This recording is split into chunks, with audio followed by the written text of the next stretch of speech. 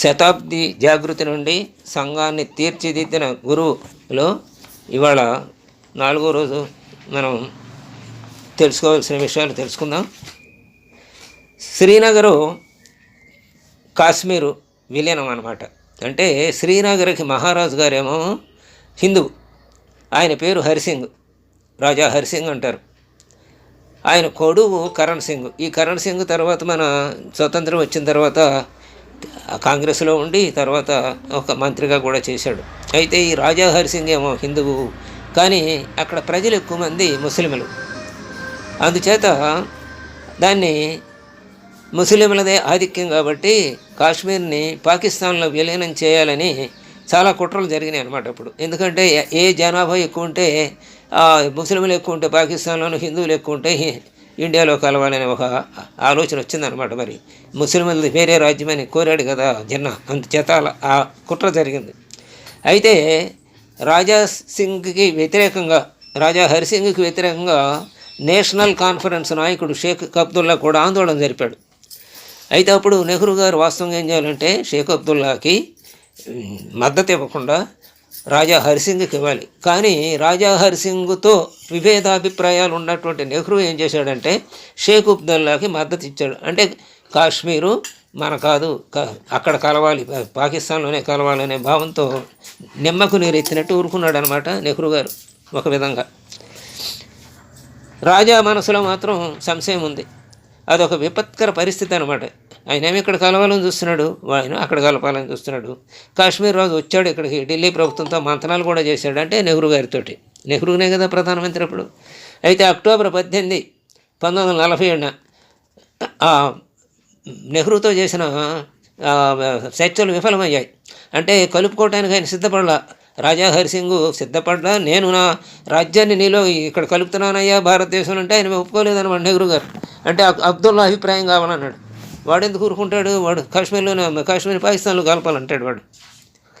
అలా ఎన్ని అవాంతరాలు, ఎన్ని దేశద్రోహ పనులు చేశారో లెక్కలేదు. ఇవన్నీ తెలుసుకుంటే గుండె చెరువు అవుతుంది మనకి వాళ్ళ. ఇలా మన దురదృష్టం కొద్దీ ఇంటి యజమాని ఇంటి బాగును కోరకుండా పక్కింటి వాడి బాగును కోరిన రీతిలో ఆనాటి ప్రభుత్వ అధికారులు, అంటే ప్రభుత్వ పాలకులు అలా ఉన్నారన్నమాట. అది ఎవరయ్యా అంటే పాలకులు, అటు గాంధీ గారు, ఇటు నెహ్రూ గారు, వీళ్ళిద్దరే. ఆయనేమో అధికారం లేని పరిపాలకుడు, ఆయన అధికారం ఉన్న పరిపాలకుడు నెహ్రూ గారు. వీళ్ళిద్దరి ఈ ఆలోచనలు అలా ఉన్నాయి అప్పుడు. అయినా వాళ్ళిద్దరినే మనం నెత్తిన పెట్టుకున్నాం, ఏమీ వాళ్ళ మీద ఈగను కూడా వాళ్ళనివ్వలేదు ఆ రోజుల్లో మనం. అది ఆ కాశ్మీర్ రాజు గారు ఢిల్లీ ప్రభుత్వంతో చేసిన మంత్రాలు విఫలమైనాయి. అక్టోబర్ 18, 1947 అప్పుడు ఏం చేశారంటే, అంటే మనకు ఆగస్టు 15 వచ్చింది కదా, ఆగస్టు, సెప్టెంబర్, అక్టోబర్ అంటే 2 నెలల తర్వాత గురూజీ ఢిల్లీ ప్రాంత ప్రచారకు గురూజీ వెళ్ళాడు. తర్వాత ఢిల్లీ ప్రాంత ప్రచారకు వసంతరావు ఓక్ అని ఆయన ఉన్నారు, ఆయన పంజాబ్ ప్రాంత ప్రచారక్ గారు ప్రొఫెసర్ బలరాజ్ మధోక్ గారు, అలాగే పంజాబ్ ప్రాంత సంఘచాలక్ అంటే అధ్యక్షుడు అనమాట ఈయన రాజ్బహదూర్ రవిదాస్ గారు, అలాగే బారిస్టర్ నరేంద్రజిత్ సింగ్, వీళ్ళందరూ కలిసి శ్రీనగర్లో మహారాజు కుటుంబంతో చర్చించారన్నమాట. వీళ్ళందరూ సంఘ కార్యకర్తలే, స్వయం సేవకులు అన్నమాట.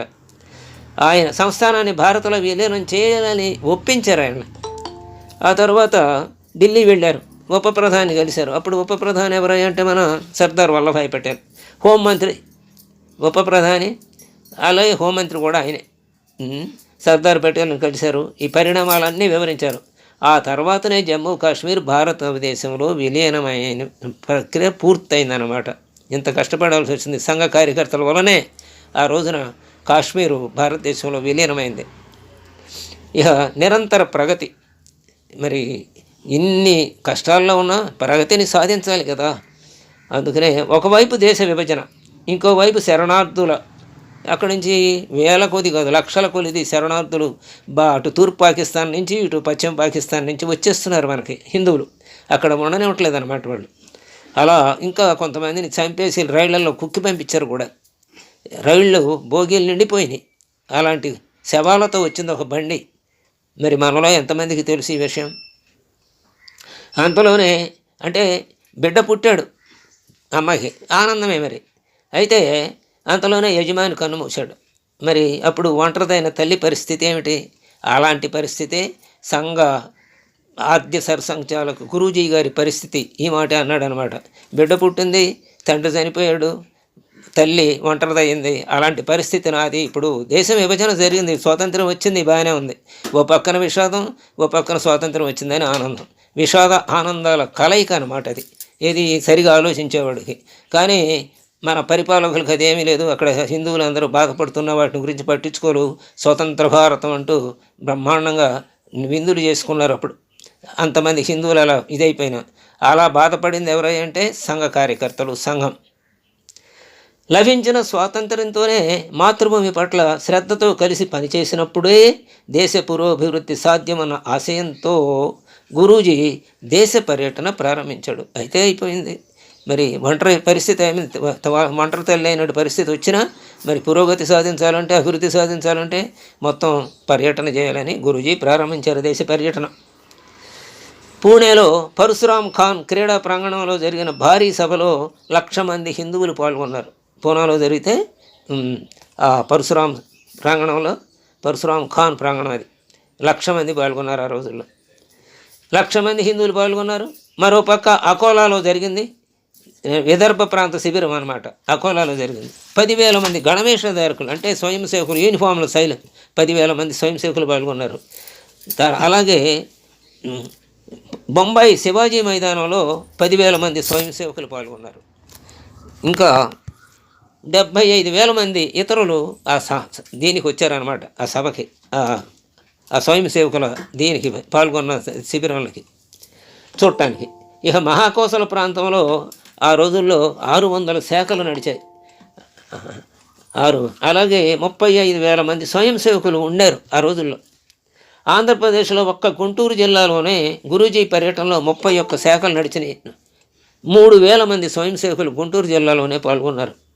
జనవరి 19, 1948న ప్రారంభమైన బెంగుళూరు ప్రాంతీయ శిబిరంలో 8,000 మంది పూర్ణ గణవేషధారి స్వయం సేవకులు అంటే అటు పాదరక్షలు అంటే పదవేష అంటే బూట్లు, అలాగే నిక్కరు, అలాగే టోపీ, దండ అంటే కర్ర, అలాగే చొక్కా, ఇవన్నీ అంటే కాకి నిక్కరు, తెల్ల చొక్కా, దండ, టోపీ, పదవేష, ఇవన్నీ పదవేష అంటే బూట్లు, ఇదంతా పూర్తి గణవేష అంటారనమాట. అలాంటి పూర్తి గణవేషతోటి 8,000 మంది పాల్గొన్నారు స్వయం సేవకులు. నేను మా ఊళ్ళో శాఖను ప్రారంభించినప్పుడు 16 మంది ఈ కుర్రవాళ్ళకి కొలతలు తీసుకుని వాళ్ళ గుడ్డ తీసుకొచ్చి, కాకి గుడ్డ, తెల్ల గుడ్డ తీసుకొచ్చి వాళ్ళందరికీ నిక్కర్లు అవి టైలర్తో కుట్టించి డబ్బులు ఇచ్చిన వాళ్ళ దగ్గర తీసుకుని, ఇవ్వపోయిన వాళ్ళ దగ్గర ఊరుకుని మొట్టమొదటిగా శాఖ ఇక్కడ ప్రారంభించాను. ఇప్పుడు రామ మందిరం, అదే బాబ్రీ మసీద్ కట్టడం 92లో అనమాట. ఆ వివాదాస్పద సమయంలో ఇక్కడ ప్రారంభమైంది ఆకునూరులో శాఖ. అలాగే 8,000 మంది పూర్ణ గణవేషధారి స్వయం సేవకులు పాల్గొన్నారు. కేరళ, తమిళనాడులో న్యాయ నిపుణులు టిఆర్ వెంకటరామశాస్త్రి, రాజమన్నారు వంటి పెద్దలందరూ గురూజీని కలిశారు.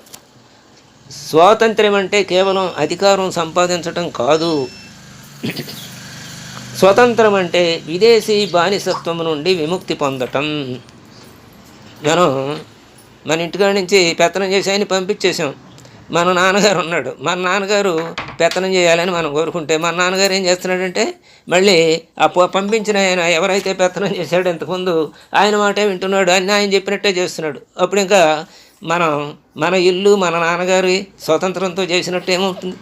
అంతే అలే పరిస్థితి వచ్చిందనమాట. అంటే ఆంగ్లేయుల భావజాలంతోనే మనం పరిపాలన ప్రారంభమైందనమాట.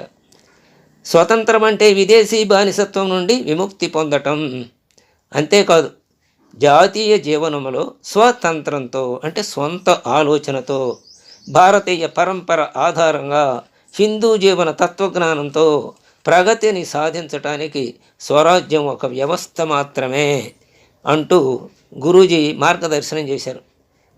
అదే మన స్వతంత్రమైన ఆలోచన, మన దేశానికి ఉన్న వనరులు ఏంటి, మన దేశం ఏ రకంగా అభివృద్ధి చెందుతుంది, ఏ నమూనా అయితే మనకి పనికొస్తుంది అనేది ఆలోచన చేయాలి. అది ఏకాత్మత మానవవాదం అని దీనదయాళ్ ఉపాధ్యాయ రాశారనమాట. దాంట్లో మన దేశానికి ఏ ఏ ఆలోచనలు, ఏ ఏ పథకాలు బాగుంటాయో చక్కగా వివరించి చెప్పాడు ఆయన. అలాంటి పథకాలు వాళ్ళు ఆచరించలేదు వాళ్ళు ఆ రోజుల్లో. కాబట్టి సొంత ఆలోచనతోటి మన పూర్వ పరిపాలకుల ఆలోచనతో కాకుండా మన పరిపాలన, మన ప్రాంతానికి సంబంధించి మన ప్రాంతంలో ఉన్నటువంటి వనరులు, వాటిని అభివృద్ధి చేయడానికి, ఇక్కడ మనుషులు వాళ్ళ స్థితి, వాళ్ళని బాగు చేయటానికి, వాళ్ళకి జీవన ఉపాధి కల్పించడానికి మనం ఏం చేస్తే బాగుంటుందనే ఆలోచన చేసుకుంటేనే అది సొంత ఆలోచన, అదే స్వతంత్రము. మనకు రాజకీయ స్వాతంత్ర్యం వచ్చింది కానీ భావ స్వాతంత్ర్యం రాలేదన్నమాట. రాజకీయ స్వాతంత్రం మనమే పరిపాలకులు, మనవాళ్లే. అయినా భావం మాత్రం సొంత భావం లేవు. విదేశీ భావజాలంలోనే వాళ్ళు పరిపాలన చేశారన్నమాట. అందుకనే ఇక్కడ స్వతంత్రంతో, భారతీయ పరంపర ఆధారంగా, హిందూ జీవన తత్వజ్ఞానంతో అది లుప్తమైపోయింది. ఇక్కడ ప్రగతిని సాధించడానికి స్వరాజ్యం ఒక వ్యవస్థ మాత్రమే, అంతే. రాజకీయమే వటవృక్షం కాదు, రాజకీయం ఒక కొమ్మ అంతే. ధర్మం ఇంకో కొమ్మ, అట్లా ఉండాలి. పరిపాలకుడు ఒక కొమ్మ.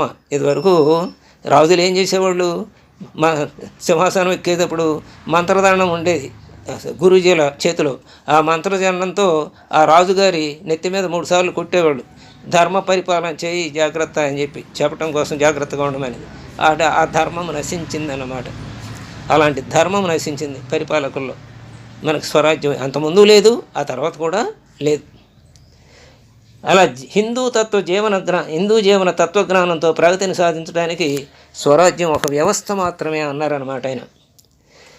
ఆ వ్యవస్థ దురవస్థ, ఈ అవ్యవస్థ అంటే సరైన వ్యవస్థ కాదు అప్పటికి ఉన్నది. అలాంటి అవ్యవస్థ, దురవస్థ కూడా అది.